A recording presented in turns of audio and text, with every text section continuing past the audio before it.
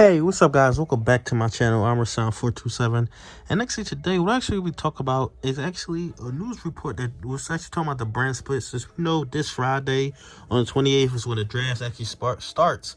It actually be this Friday and this Monday is when they'll be actually doing the draft, and all the draft picks will be made for Raw and for SmackDown. And this could be a very intriguing draft to see what they actually come over the future, especially with the announcement of the World Heavyweight Championship. But one of the major reports that actually just came out is the rumor of WWE actually going back to brand exclusive pay-per-views, which I always thought that they should have did this. I never thought that they should have went away from brand exclusive pay-per-views. Just because I feel like if you're going to do a brand split, go all the way with it. WWE keeps teetering back and forth for whether they want to do a brand split or not. They keep saying, like, 1 minute they do want to do it all the way, 1 minute they don't. And I think doing brand exclusive pay-per-views is what they actually should do. Now, they definitely should cut down on what they're doing.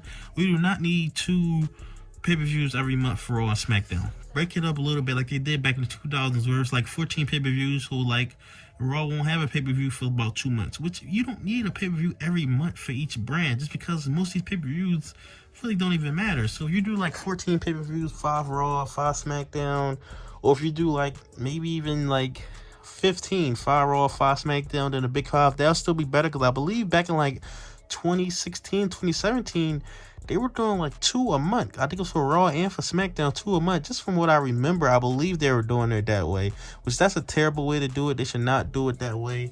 But I definitely think this is what I want it to be. I think they need to go full on with this brand split, especially with the announcement of the World Heavyweight Championship, splitting up the brands. And definitely just fill out the tag team divisions on both brands, because I think that's the problem. The problem is, a lot of people can say combine the women's division, combine the tag team division, but the problem is they have the tag teams, they don't use them, and they need to just fill out the tag teams. I feel like 7 tag teams on each brand and about 10 women on each brand. That'll be perfectly fine. That's enough for a division where it won't get stale, won't get boring for like a whole year. I think that's perfectly fine for it. Especially if it's actually booked right and everything like that, and just wherever is coming inside the future. So I think that this is a great idea, them going back to brand exclusive pay-per-views.